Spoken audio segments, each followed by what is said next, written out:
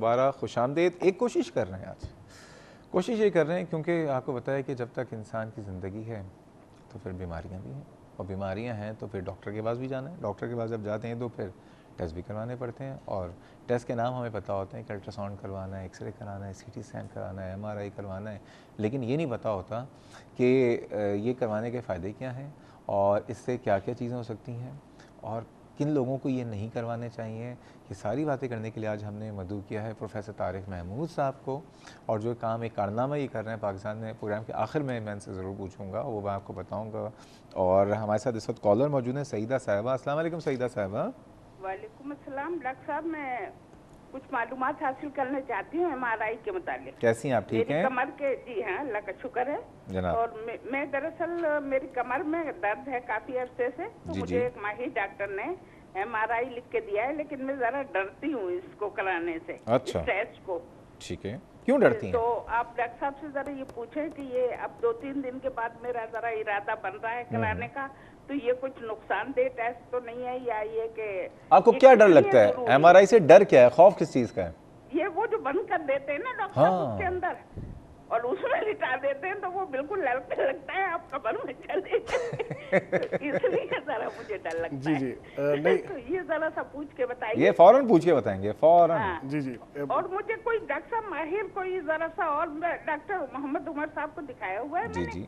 तो अगर आप समझते हैं कि मैं सेकंड ओपिनियन के लिए किसी और डॉक्टर से कंसल्ट करूं, तो वो भी जरा आप बताइएगा। मैं खड़ी ही नहीं हो सकती हूँ, मेरी टांगों में दर्द रहता है, और ये जरा सुन हो जाती है, तो ऐसा लगता है मेरा बैलेंस बिगड़ जाएगा और मैं गिर जाऊंगी। एनीवेज, बहुत शुक्रिया आपकी कॉल का। मैं 60 साल की हूँ। अच्छा, ठीक है। वैसे पहली बात तो जिन डॉक्टर साहब के पास जा रही हैं वो भी एक बहुत काबिल एहतराम नाम है और बहुत मुस्तनद नाम है। सही डॉक्टर साहब के पास आप जा रही हैं। काउंटर ओपिनियन के लिए हमारे प्रोग्राम में ऑर्थोपेडिक सर्जन आते रहते हैं बहुत सारे।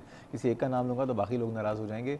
ठीक है डॉक्टर साहब, एमआरआई से ये कह रही, बल्कि इससे पहले वो फरा साहिबा ने भी एक सवाल पूछा था, तो सीटी स्कैन एक्सरे ही की एक एडवांसमेंट है, उसके नुकसान है, एंजियोग्राफी का नुकसान है, मेमोग्राफी का नुकसान है, क्योंकि उसमें वही एक्सरे वाली शुआएँ इस्तेमाल होती हैं। लेकिन एमआरआई और अल्ट्रासाउंड का कोई नुकसान नहीं है, क्योंकि इसके अंदर जो शुआएँ इस्तेमाल होती हैं या जो चीज़ इस्तेमाल होती है वो साउंड वेव होती है। ये जो हम बात कर रहे हैं, बस ये जैसे हम बात कर रहे हैं, ये जो जिस स्ट्रेंथ की साउंड वेव है, मोर और लेस इसी तरह की एनर्जी उस एमआर या अल्ट्रासाउंड के अंदर भी इस्तेमाल होती है, तो इसका नुकसान कोई नहीं। आप एमआरआई करवाने से बिल्कुल ना डरें। एमआरआई के अंदर किसी किस्म का आपको कोई नुकसान होने का कोई किसी किस्म का कोई अंदेशा नहीं होना चाहिए। वो कहती हैं बंद कर दिया। अब वो ये है कि जी जो एमआर दो तरह के होते हैं, एक खुला हुआ होता है और एक बंद होता है। जो खुला एमआर है उसकी अगर मैं आपको एक्सप्लेन करने के लिए मिसाल दूं, तो वो अगर हम गाड़ी की मिसाल ले लें तो एमआरआई की स्ट्रेंथ जो होती है उसका हम कहते हैं कि वो कितने टेस्ला का एमआर है। तो जो खुले एमआर होते हैं वो 0.2 और 0.3 टेस्ला के होते हैं। मीन्स ऐसे कह लें या 200 या 300 सीसी होते हैं, और 1.5 टेस्ला का मतलब ये है कि 1500 सीसी। तो अब आप देखें कि अगर कोई आप टेस्ट कराना चाह रही हैं, जो खुले एमआर हैं ये 300-400 सीसी से ऊपर का होता ही नहीं, तो इसकी कैपेबिलिटीज़ भी एक ख़ास लेवल की, उससे ऊपर की तशख़ीस इस पे हो नहीं सकती। तो बेहतर तो ये होता है कि आप 1.5 टेस्ला वाला एमआर पे कराएं जो क्लोज्ड होता है, उसमें बहुत बेहतर तशख़ीस हो सकती है। फोबिक होते हैं ना। हाँ जी, अगर क्लॉस्ट्रोफोबिया है तो उसके लिए ठीक है, आप ओपन एमआर करा सकते हैं, लेकिन अगर पेशेंट थोड़ा सा एक आध लेक्साटोनिल की टैबलेट वगैरह ले तो जनरली लोग 95% लोग फिर उसको चलें एमआरआई पे मजीद बात करेंगे। मैं दोबारा वापस जा रहा हूँ जो कहानी हमने जहाँ पे छोड़ी थी, एक्सरेज का। फिर मैं अल्ट्रासाउंड पे आऊँगा फिर, क्योंकि हम पहले ही जंप कर गए। जी जी, एक्सरेज का आपने कहा कि ये बताइए कि इसके नुकसान हैं, लेकिन ज़ाहिर बात है उसके जो बेनिफिट्स हैं वो ज़्यादा हैं उसके नुकसान से। किन लोगों को एक्सरे बिल्कुल नहीं कराना चाहिए? और बिल्कुल नहीं कराने का तो ये है कि जो फर्स्ट 4 मंथ्स ऑफ प्रेगनेंसी है उसके अंदर इट इज़ स्ट्रिक्टली कॉन्ट्राइंडिकेटेड, बिल्कुल नहीं कराना। अगर अल्लाह ना करे किसी खातून को कि फ्रैक्चर हो जाए, कुछ हो जाए, तब क्या तो उसमें फिर उसके पेट के ऊपर हम लेड की शील्ड डाल के दूसरे एरिया का कर सकते हैं। तो जो पहले 4 महीने हैं प्रेगनेंसी के, उसमें बिल्कुल नहीं कराना चाहिए। उसके बाद भी कोशिश करनी चाहिए कि प्रेगनेंसी के जो बाकी भी 16 हफ्ते से लेके 38 वीक्स तक हैं, उसमें भी बच्चे को अगर एक्सरे कराना पड़े तो बच्चे का एक्सपोजर ना हो। लेकिन अगर खुदा न खास्ता हो भी जाता है तो उसके अंदर कोई ऐसा जानलेवा या जेनेटिक रिस्क की पॉसिबिलिटी उस तरह से नहीं है। ठीक है। अदरवाइज बाकी जितने भी जो बच्चे हैं उनके लिए जो जिस तरह आजकल की एक्सरे मशीन्स हैं वो काफ़ी सेफ हैं, प्रोवाइडेड कि उसकी ज़रूरत है। ओल्ड एज में? बिल्कुल, ओल्ड एज में किसी भी एज में कराया जा सकता है। अच्छा, अल्ट्रासाउंड पे मुस्तनद जगह से होना चाहिए ताकि एक अच्छी मशीन हो। नेचुरली बहुत पुरानी मशीनों में बहुत ज़्यादा एक्सपोजर होता था, जो नई मशीन हैं उसके अंदर साइड इफ़ेक्ट काफ़ी हद तक कम होते हैं। अच्छा, अल्ट्रासाउंड पे आते हैं। अल्ट्रासाउंड जो है इसके कोई नुकसान आते हैं? अल्ट्रासाउंड का एज सच कोई इसकी शुआओं का नुकसान नहीं है। थ्योरेटिकली कहने को हम कह सकते हैं कि अगर एक ही जगह पे एक ही ऑर्गन को आप 40 मिनट तक अल्ट्रासाउंड करते रहें तो उसमें कुछ टेम्परेचर की चेंजेस आ सकती हैं, जो कि टेक्निकली कभी ऐसा होता नहीं, तो इस वजह से उसके अभी तक कोई ऐसा नुकसान। प्रेगनेंसी के दौरान अल्ट्रासाउंड जो किया जाता है, कितनी दफ़ा अल्ट्रासाउंड किया जाना चाहिए मैक्सिमम?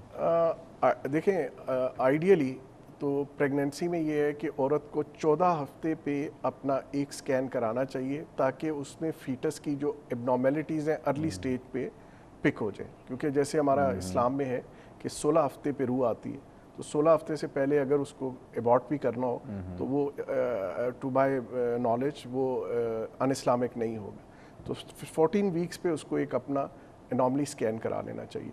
उसके बाद अमूमन at the end of pregnancy एक स्कैन हो जाना चाहिए ताकि जिसमें आपको पता लग जाए कि उसकी फीटस की पोजीशन क्या है, ताकि आप प्लान कर सकें कि उसको सर्जरी करानी है या नहीं करनी। लेकिन इसका बच्चे के ऊपर कोई एडवर्स इफेक्ट नहीं है, प्रूवन है ये? सो फार प्रूवन है कि कोई किसी किस्म का कोई एडवर्स इफेक्ट नहीं। लाहौर से मिसेस हमारा हैं, उनको भी शामिल करते हैं, आपकी इजाज़त है? जरूर। अस्सलाम वालेकुम मिसेस हमारा। हेलो जी, अस्सलाम वालेकुम। वालेकुम सलाम, कैसी हैं आप? ठीक हैं जी ठीक ठाक। मैंने डॉक्टर साहब से पूछना था कि मैंने तकरीबन 6 मंथ पहले ना अबॉर्शन करवाया था, तो उसकी वजह से मैंने काफ़ी अल्ट्रासाउंड हर चीज़ करवाई है, लेकिन मुझे शायद वीकनेस है तो मेरी टांगों में बहुत ज़्यादा दर्द रहता है, और ये कि जो कमर की दर्द है वो ज़्यादा तो नहीं है लेकिन कभी कभी होती है, और ये कि अगर कोई ठंडी चीज़ जैसे मैं AC के आगे या इस तरह लेट जाऊँ तो उसके बाद मुझसे सुबह उठा नहीं जाता और टांगों में शदीद दर्द रहती है। सवाल क्या आपका? जी, सवाल क्या है आपका? सवाल ये है कि मेरी टांगों में शदीद दर्द रहती है, कोई मुझे कैल्शियम की कमी है या इस तरह की, मैंने पूछना है कि मेरी कमर में इतनी दर्द नहीं लेकिन टांगों में शदीद दर्द। ठीक है मिसेस हमारा, मैं आपको दोबारा एक बात कहूँगा, क्योंकि डॉक्टर साहब का ताल्लुक जो है रेडियोलॉजी से है, इसके लिए आपको ज़रूरत ये है क्योंकि आपका ज़ाहिर बात है कि एक अभी आप फेस से गुजरी हैं, उसमें हो सकता है कि आपका हीमोग्लोबिन कम हो गया हो जिसकी वजह से भी टांगों में दर्द रहता है, कोई इलेक्ट्रोलाइट्स की कमी हो गई हो। बेस्ट एक्चुअली मैं डॉक्टर साहब मैंने करवाया है हीमोग्लोबिन तो बिल्कुल ठीक है, लेकिन थायराइड का मुझे थोड़ा सा आया था। हाँ, मेरे डॉक्टर ने कहा था कि आपको, मैं आपसे जो अर्ज़ ये कर रहा हूँ, बेस्ट ये है कि फिजिशियन, मैं बार बार कहता हूँ कि फैमिली फिजिशियन के पास जाके पहले तमाम स्क्रीनिंग हो जाए, टेस्ट की जो बेसिक नेसेसरी इन्वेस्टिगेशंस हैं, ताकि आपको ये पता चल सके अगर थायराइड का मसला है तो पता चल जाएगा, उसके बाद ज़रूरी समझेंगे तो आपको फिर एंडोक्रिनोलॉजिस्ट के पास भेज देंगे। तो एक फिजिशियन के पास आप जाके अपना मुआयना और अपने जो टेस्ट ज़रूरी टेस्ट हैं वो ज़रूर करवा लीजिए। मज़ीद बातें करेंगे रेडियोलॉजी के हवाले से, लेकिन जा रहे हैं एक छोटे से ब्रेक में, हमारे साथ रहिएगा।